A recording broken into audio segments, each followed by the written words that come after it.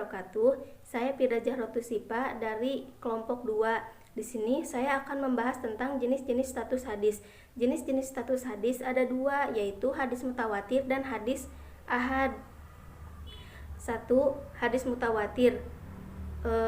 Hadis mutawatir menurut bahasa ialah isim fa'il dari atawatur dari bahasa Arab. Sedangkan menurut istilah ialah hadis yang diriwayatkan oleh rawi yang banyak pada setiap tingkatan sanadnya, yang menurut akal tidak mungkin para perawi sepakat untuk memasukkan hadis. Al-Hafidz Ibnu Hajar Al-Asqalani memberikan syarat untuk hadis mutawatir dengan beberapa syarat, yaitu 1. Diriwayatkan oleh jumlah rawi yang banyak. 2. Menurut kebiasaan mereka tidak mungkin bersekongkol atau bersepakat untuk berdusta. Yang ketiga, jumlah yang banyak ini berada pada semua tingkatan sanad.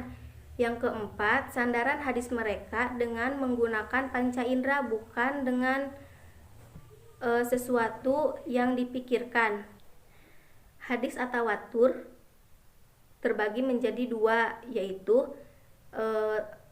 atawatir lafdi dan atawatir maknawi. 1. Hadis atawatir maknawi, misalnya barang siapa yang sengaja berdusta atas namaku, maka dia akan mendapatkan tempat duduk di atas api neraka. Hadis ini diriwayatkan oleh 70 sahabat dan jumlah rawi yang banyak, bahkan terus berlanjut sampai tingkatan selanjutnya.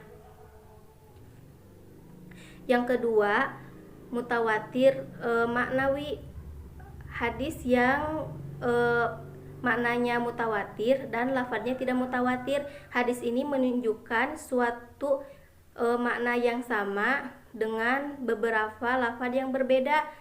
Misalnya tentang hadis Raf'ul Yadaini bidu'a al-haud dan hadis yang lainnya.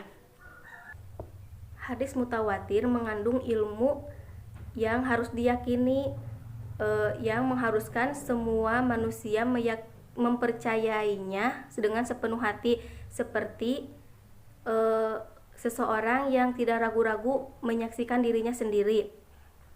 Oleh karena itu, hadis mutawatir hukumnya diterima dan tidak perlu ada penelitian keadaan perawinya. Ibnu Hibah dan Ibnu Hamiji berpendapat bahwa hadis mutawatir tidak ada sama sekali, dengan alasan karena ulama ahli hadis tidak membahasnya, karena ulama ahli hadis membahas tentang seputaran diterima dan ditolaknya hadis dari segi matan dan sanad. Akan tetapi Ibnu Hajar pada Syarah An-Nukhbah menentang akan kedua pendapat tersebut. Bahkan Ibnu Hajar juga mengatakan sungguh baik orang-orang yang mengatakan hadis mutawatir itu ada di kategori hadis. Bahwasanya banyak kitab-kitab terkenal di kalangan ahli ilmu dari timur dan barat. Yang kedua adalah hadis ahad. Secara bahasa, kata al-ahadu bentuk jama dari kata ahad yang artinya satu. Secara istilah ialah hadis yang tidak mencapai pada derajat mutawatir, sebagaimana dipaparkan oleh ulama, yang artinya suatu hadis yang tidak memenuhi syarat mutawatir. Berdasarkan jumlah rawi yang ada pada tobakohnya, ulama membagi hadis ahad menjadi 3 macam, yaitu hadis mansyur, hadis aziz, hadis gharib. Hadis mansyur ialah hadis yang diriwayatkan oleh 3 orang atau lebih pada tiap tobakohnya dan tidak melebihi mutawatir. Yang kedua, hadis aziz. Hadis aziz ialah hadis yang perawinya tidak lebih dari 2 orang di setiap tobakohnya. Yang ketiga, hadis gorib. Hadis gorib ialah hadis yang diriwayatkan oleh 1 orang dalam tiap tobakohnya. Sekian dari saya. Wassalamualaikum warahmatullahi wabarakatuh. Saya Insan Soleh Nur Hidayatullah akan mempresentasikan tentang materi bagian-bagian struktur hadis. Secara struktur hadis terdiri atas 2 komponen utama, yakni sanad atau isnad dalam kurung rantai penutur dan matan dalam kurung redaksi. Di sini saya akan memberikan salah satu contoh hadis. Musadat mengabari bahwa Yahya menyampaikan sebagaimana diberitakan oleh Syu'bah dari Qatadah dari Anas dari Rasulullah bersabda, "Tidak sempurna iman seseorang di antara kalian sehingga ia cinta untuk saudaranya apa yang ia cinta untuk dirinya sendiri." Hadis riwayat Bukhari. Yang pertama adalah sanad. Sanad ialah rantai penutur rawi hadis. Rawi adalah masing-masing orang yang menyampaikan hadis. Dalam contoh di atas yang merupakan rawi adalah sebagai berikut: Bukhari, Musadat, Yahya, Syu'bah, Qatadah dan Anas. Awal sanad ialah orang yang mencatat hadis tersebut dalam bukunya. Orang ini disebut mudawwin atau muhorrik. Sanad merupakan rangkaian seluruh penutur itu, mulai dari mudawwin hingga mencapai Rasulullah. Sanad memberikan gambaran keaslian suatu riwayat. Jika diambil dari contoh sebelumnya, maka sanad hadis bersangkutan adalah Bukhari, Musadat, Yahya, Syu'bah, Qatadah, Anas, dan Nabi Muhammad. Yang kedua adalah matan. Matan ialah redaksi dari hadis.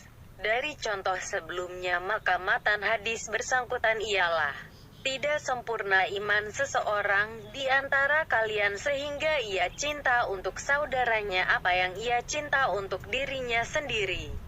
Terkait dengan matan atau redaksi, maka yang perlu dicermati dalam memahami hadis ialah ujung sanad sebagai sumber redaksi, apakah berujung pada Nabi Muhammad atau bukan. Matan hadis itu sendiri dalam hubungannya dengan hadis lain yang lebih kuat sanadnya, apakah ada yang melemahkan atau menguatkan, dan selanjutnya dengan ayat dalam Al-Quran, apakah ada yang bertolak belakang. Yang terakhir adalah rawi. Rawi adalah orang-orang yang menyampaikan suatu hadis. Sifat-sifat rawi yang ideal adalah bukan pendusta atau tidak dituduh sebagai pendusta, tidak banyak salahnya, teliti, tidak fasik, tidak dikenal sebagai orang yang ragu-ragu, bukan ahli bid'ah, kuat ingatannya, hafalannya, tidak sering bertentangan dengan rawi-rawi yang kuat, sekurangnya dikenal oleh 2 orang ahli hadis pada zamannya. Sifat-sifat para rawi ini telah dicatat dari zaman ke zaman oleh ahli-ahli hadis yang semasa, dan disalin dan dipelajari oleh ahli-ahli hadis pada masa-masa yang berikutnya hingga ke masa sekarang. Assalamualaikum warahmatullahi wabarakatuh. Saya Iqbal Farhan Hamdi. Di sini saya akan menjelaskan sedikit tentang contoh sanad. Untuk contoh sanad ada hadis yang berbunyi, Haddatsana Abdullah bin Yusuf qala akhbarna Malik bin Malik an Abi Syahab an Muhammad bin Jabir bin Mut'am an abihi qala sami'tu Rasulullah sallallahu alaihi wasallam qara'a fil magharibi tur. Artinya memberitakan kepada kami Abdullah bin Yusuf, ia berkata, memberitakan lagi kepada kami Malik dari Ibnu Syihab dari Muhammad bin Jubair bin Mut'im dari ayahnya berkata, aku mendengar Rasulullah sallallahu alaihi wasallam membaca surah At-Tur pada saat maghrib. Hadis riwayat Bukhari. Dari contoh hadis di atas, jika diteliti, maka yang dimaksud dengan sanad adalah yang dimulai dari Haddatsana Abdullah bin Yusuf hingga pada lapad an abihi qala, yang menyambungkan kepada Rasulullah sallallahu alaihi wasallam. Itu untuk contoh sanad. Adapun yang kedua ialah saya akan mencontohkan tentang matan. Ada hadis lagi yang berbunyi an ummul mukminin Aisyah radhiyallahu anha qalat qalat qala Rasulullah sallallahu alaihi wasallam man ahaddasa fi amrina hadama laisa minha fahuwa radda. Yang artinya dari Ummul Mukminin Aisyah radhiyallahu anha, beliau berkata Rasulullah sallallahu alaihi wasallam telah bersabda, barang siapa yang mengada-ngadakan sesuatu yang bukan termasuk dalam urusanku, maka ia tertolak. Dari contoh hadis tersebut, yang dimaksud dengan matan hadis ialah lafaz yang dimulai dengan kata man ahaddasa hingga lafaz fahuwa radda, atau dengan kata lain yang dimaksud dengan bagian matan dari contoh hadis di atas ialah lafaz man ahaddasa fi amrina hada ma laisa minha fahuwa radda, yang artinya barang siapa yang mengada-ngadakan sesuatu yang bukan termasuk dalam urusan agamaku, maka ia tertolak. Atau dengan singkatnya, matan itu ialah isi dari sebuah hadis. Untuk yang ketiga adalah rawi. Dalam sebuah hadis atau suatu hadis, biasanya pada bagian terakhir ada nama dari orang yang mengeluarkan hadis tersebut. Semisal Bukhari terakhir yang termasuk dalam Sahih Bukhari, dalam Sahih Muslim, ya Imam Bukhari atau Imam Muslim, begitu seterusnya. Jadi pada tadi juga sudah dijelaskan ada beberapa hadisnya. Jadi setiap akhir perawi itu misal ada rahu Bukhari, rahu Muslim, rawahu Abu Dawud, rahu Tirmizi. Nah, itu ialah dari contoh dari sebuah rawi. Mungkin cukup sekian dari saya. Mohon maaf bila ada salah-salah kata. Wassalamualaikum warahmatullahi wabarakatuh.